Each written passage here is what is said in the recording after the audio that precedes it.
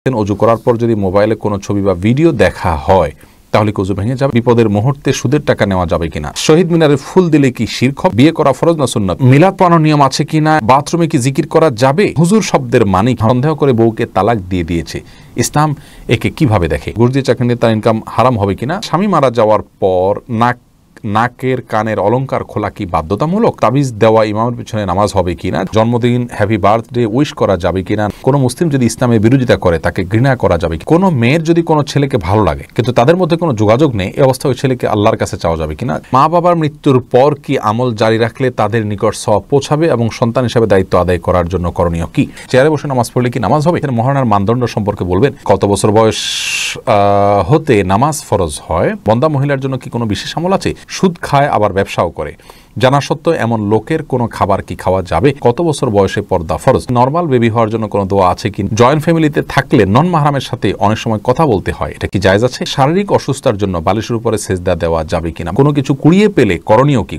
আপনি অবশ্যই যেই দেখছেন এই পোস্টটা অবশ্যই আপনি এটা শেয়ার করুন।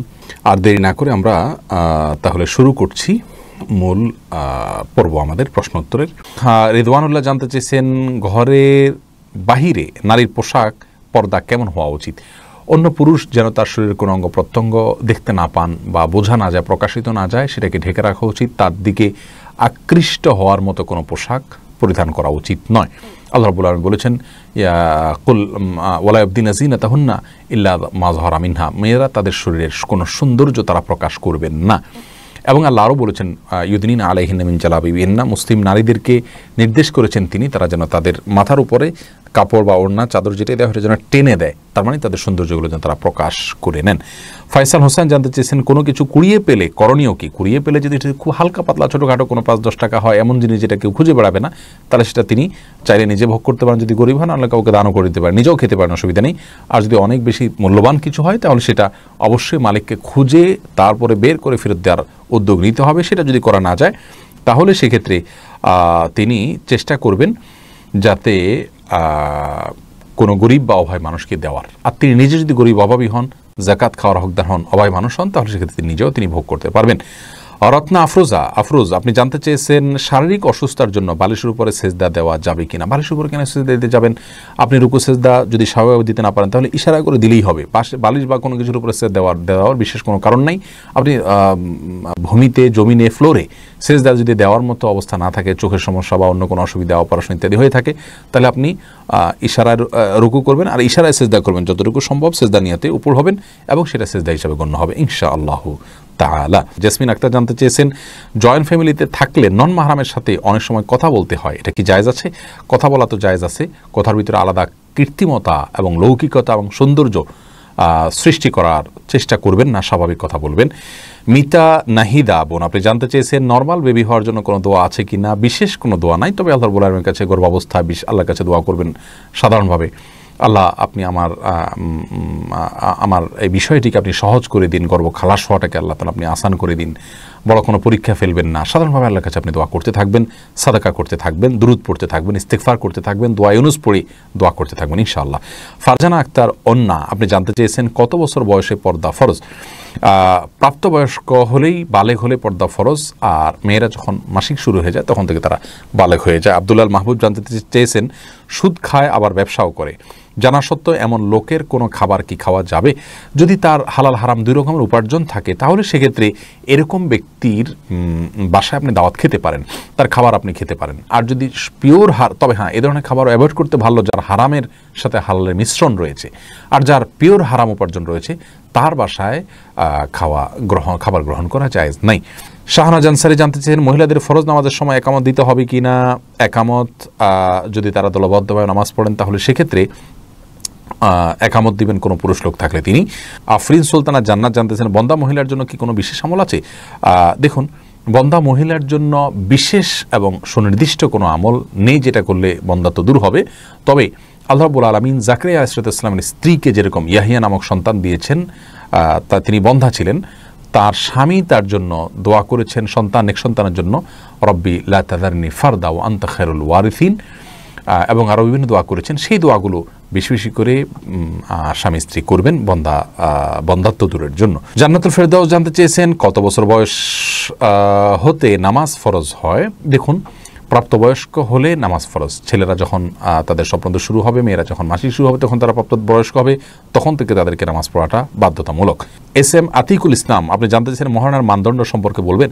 মহারণার মানদণ্ড আসলে প্রত্যেকটা মেয়ে তার যে ফ্যামিলি, তার যে সোসাইটি, তার যে বংশ, এ বংশ এবং ফ্যামিলির মধ্যে তার মনের পড়াশোনার, তার ধরনের মতো সৌন্দর্য যাদের আছে, তাদের বিষয়গুলোকে বিবেচনা করে তার উপরে নির্ভর করে মহারণা আসলে ধার্য করতে হয়। যদি এরকম হয় যে আপনার মহারণাটা যেমন আমাদের সমাজে এখন দেখতে পাচ্ছি আমরা অনেক বেশি ধরা হয়, তাহলে সেটা কল্যাণকর নয়, বরং ইন্না আদামান্নিকাহে বরকা আইসার হমাউনা, যে বিবাহে মহরের পরিমাণ কম সেটাতে বরকত বেশি থাকে, কল্যাণ বেশি থাকে, সে বিষয়টি মাথায় রাখা উচিত।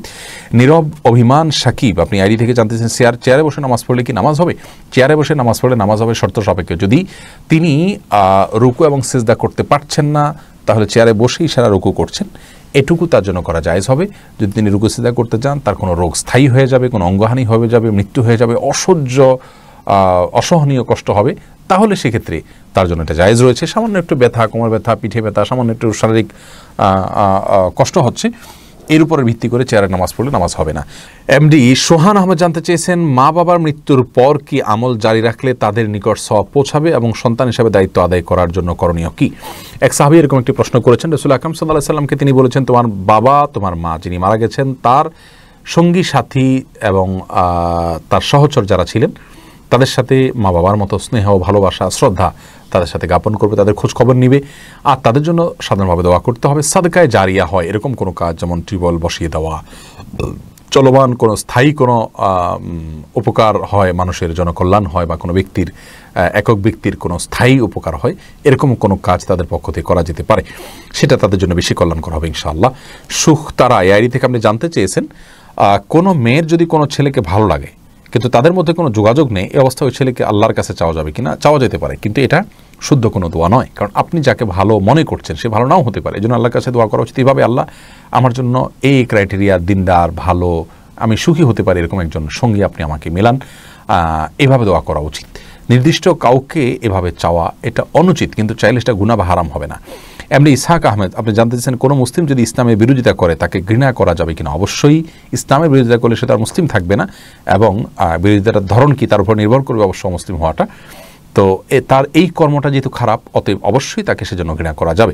উম্মে সুমাইয়া জানতে চেয়েছেন জন্মদিন, হ্যাপি বার্থডে উইশ করা যাবে কিনা? না বোন, এটি যেহেতু অমুসলিমদের কালচার, সেটি আমরা নিজেদের ভিতরে ধারণ করব না, আমাদের জন্য সেটি জায়েজ নয়। আবির হোসেন জানতেছেন তাবিজ দেওয়া ইমামের পিছনে নামাজ হবে কি না? যদি ইমাম বড় কোনো কুফরি বা শিরকে আকবর হয়, এরকম কিছু না করেন, তাহলে সেক্ষেত্রে, অর্থাৎ তাবিজের মাধ্যমে এরকম কিছু না করেন, শিরিক, কুফর ইত্যাদি না করেন, তাহলে সেক্ষেত্রে সাধারণ তাবিজ দেওয়া ইমাম হলে তিনি যদি কোনো এমন কিছুও লেখেন যেটা কোরআন হাদিসের আয়াত নয়, কিন্তু শিরক কুফরও নয়, তাহলে সেক্ষেত্রে তার পিছনে নামাজ পড়া জায়েজ হবে, নামাজ হয়ে যাবে। শাহিন রিমি আপনি জানতে চান স্বামী মারা যাওয়ার পর নাকের কানের অলংকার খোলা কি বাধ্যতামূলক? জি, স্বাভাবিক অবস্থায় 4 মাস 10 দিন পর্যন্ত স্বামী মৃত্যুর পর স্ত্রী শোক পালন করবেন। এই শোক পালন সময়কালীন সময়ে তিনি অলংকার ইত্যাদি পরিধান করবেন না এবং সাধারণ জীবনযাপন করবেন। পোশাক আশাক সাধারণ থাকবে, সাজগোজ বলতে যেটাকে আমরা বুঝি সেটা তিনি করবেন না। এরপরে আবার ইদ্যত শেষ হয়ে গেলে আবার যথারীতি তিনি অলংকার ইত্যাদি পরিধান করবেন। গাজী আলামিন জানতেছেন ঘুষ দিয়ে চাকরি নিয়ে তার ইনকাম হারাম হবে কিনা? ইনকাম হারাম হবে না যদি তার যে কর্মটা করে তিনি কাজ উপার্জন করছেন যদি হারাম না হয়। তবে তিনি ঘুষ দিয়ে চাকরি নিয়েছেন, সে কাজটি তার জন্য গুনাহ হবে বিকল্প যদি কোনো ব্যবস্থা না থাকে। আর যদি নিরুপায় হন, ঘুষ ছাড়া চাকরি না হয়, তাহলে ঘুষখোর ঘুষ খাওয়ার হারাম, কিন্তু ওই ব্যক্তির জন্য দেওয়াটা হারাম হবে না, আর ইনকাম কোনো অবস্থাতেই হারাম হয়ে যাবে না তার কারণে সারা জীবনে। শারমিনা রহমান জানতেছেন সন্দেহ করে বউকে তালাক দিয়ে দিয়েছে, ইসলাম একে কিভাবে দেখে? জঘন্য অপরাধ করেছে যদি কোনো স্বামী তার স্ত্রীকে সন্দেহের বশে তালাক দিয়ে দেয়, এবং এটা তার প্রত্যাহার করা উচিত। কারণ হলো সন্দেহের বশে তালাক দেওয়া মানে হলো কারোর প্রতি জুলুম করা। নবী সাল্লাল্লাহু আলাইহি সাল্লাম স্পষ্ট করে আমাদেরকে জানিয়েছেন, ইয়াকুম আয-যান্না ফাইন্না যান্না আকযাবুল হাদিস, কুধারণা করাতে তোমরা বেঁচে থাকবে, কারণ এটা সবচেয়ে বড় মিথ্যা। বিশেষ করে দাম্পত্য জীবনে শয়তান এ ধরনের কুধারণা সৃষ্টি করে এবং আমাদের ভিতরে অশান্তি সৃষ্টি করার চেষ্টা করে। মেহেদী হাসান জানতে চেয়েছেন, হুজুর শব্দের মানে কি? হুজুর মানে হলো উপস্থিত, এটা একটা সম্মান সূচক শব্দ। এটা নিয়ে অনেকে বাড়াবাড়ি করেন, এটা বলাতে কোনো অসুবিধা নেই। বাথরুমে কি জিকির করা যাবে? নুরুল হাকিম ভাই জানতে চেয়েছেন, বাথরুমে জিকির করবেন না, মনে মনে জিকির করতে পারেন, মুখে কোনো জিকির করবেন না, কারণ এটি আল্লাহর নামের উচ্চারণ সেখানে অসম্মানের কারণ হতে পারে। মিলাদ পাওয়ানোর নিয়ম আছে কি না এমডি সার্জিল জানতে চেয়েছেন। মিলাদ বলতে কোনো কিছু ইসলামে নাই, তবে রাসূল আকরাম সাল্লাল্লাহু আলাইহি ওয়াসাল্লামের প্রতি দুরূদ প্রেরণ করা এটা উচিত। আর দুরূদ পড়ার জন্য দলবদ্ধ হওয়ার দরকার নেই, যার যার মতো দুরূদ পড়বেন, এটাই সুন্নাহ সম্মত। নামুন হোসেন জানতেছেন, বিয়ে করা ফরজ না সুন্নাত? বিয়ে করা সাধারণ এবং স্বাভাবিক অবস্থা সুন্নাত। স্বাভাবিক অবস্থা কাকে বলা হয়? অর্থাৎ একটা ব্যক্তি বিয়ে না করলে তিনি গুনাহে লিপ্ত হবেন না, বিবাহ করার সামর্থ্য আছে, এই অবস্থা বিয়ে করা সুন্নাত। বিয়ে না করলে তিনি গুনাহে লিপ্ত হয়ে যাবেন আর সামর্থ্যও তার আছে, এরকম অবস্থায় বিয়ে করা তার জন্য ওয়াজিব বা ফরজ, আবশ্যক। শহীদ মিনারে ফুল দিলে কি শিরক হবে? ওবায়দুল হক বলেছেন শিরকের সাথে সাদৃশ্য হয়ে যায়। পিয়াস হোসেন জানতেছেন, বিপদের মুহূর্তে সুদের টাকা নেওয়া যাবে কিনা? বিপদের মুহূর্তে সুদের টাকা নেওয়া যাবে তখন যদি আপনি সেটা না নিলে জীবন মরণের প্রশ্ন চলে আসে সেক্ষেত্রে। আলতাফ হোসেন জানতে চেয়েছেন, মৃত ব্যক্তির স্বজনদের খাওয়ানোর জন্য প্রতিবেশীদের নিকট থেকে চাল, তেল, খিচুড়ি রান্না করে দাফনের পর খাওয়ানো যাবে কি না? দেখুন, মৃত ব্যক্তির স্বজনদের খাওয়ানোর জন্য যদি এককভাবে কেউ খাওয়ানোর মতো সামর্থ্য না থাকে, তাহলে কয়েকজন মিলে তারা অ্যারেঞ্জ করতে পারেন, কোনো অসুবিধা নেই। কিন্তু এটা যেন চাঁদাবাজির রূপ ধারণ না করে অন্যরা যাতে লজ্জায় পড়ে দিতে বাধ্য না হয়, সেদিকটা খেয়াল রাখতে হবে। সুমাইয়া আফরিন জ্যোতি জানতে চেয়েছেন, অজু করার পর যদি মোবাইলে কোনো ছবি বা ভিডিও দেখা হয় তাহলে কি অজু ভেঙে যাবে? না, এর কারণে অজু ভাঙবে না, অজুর ভাঙার সাথে কোনো সম্পর্ক নেই।